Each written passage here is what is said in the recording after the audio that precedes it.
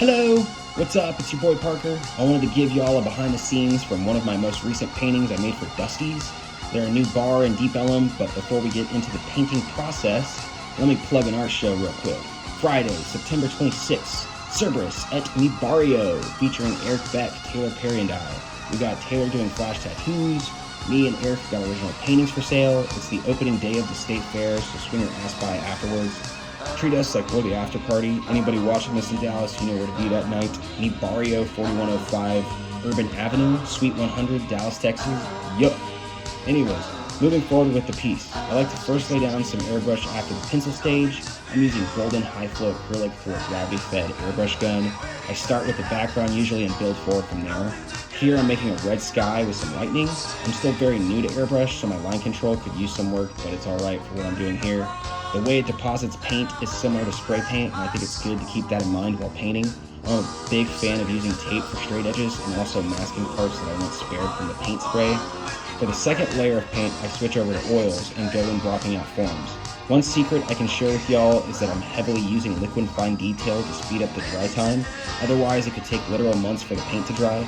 Between that and painting extremely lightly, I can expedite the overall process. I like to point out that right here I'm using my left hand to render some of the face. Another unconventional method I'm fond of is using my arm as a maul stick.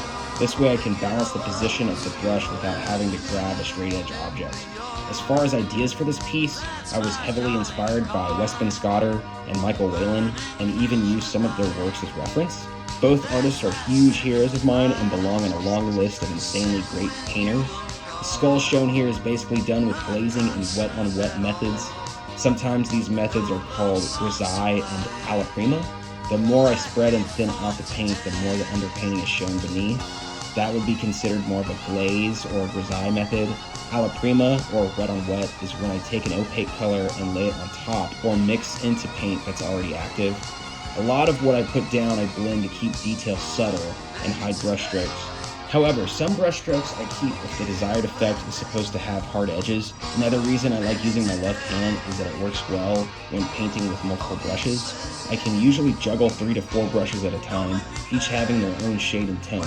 Since oil paint can get muddy quickly, I find this helps to keep my colors organized and saturated. At the beginning, I started with acrylic, so I figure now's a good time to explain you can't reverse that order.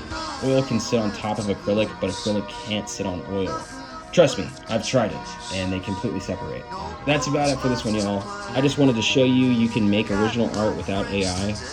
Traditional medium can be so rewarding if you're willing to put in the work. My videos will always be a how I did rather than a how-to. Let me know in the comments if you guys thought this video was cool and if it was at all interesting. I've been thinking about making a Patreon or something to that effect to further support my artistic output. My goal is to eventually do this full time, so if you guys enjoyed it, hit like and subscribe. And don't forget, if you live in Dallas, come by to Mi Barrio Friday, September 26th at 7 p.m. I'll have some originals for sale. Alright, much love and peace.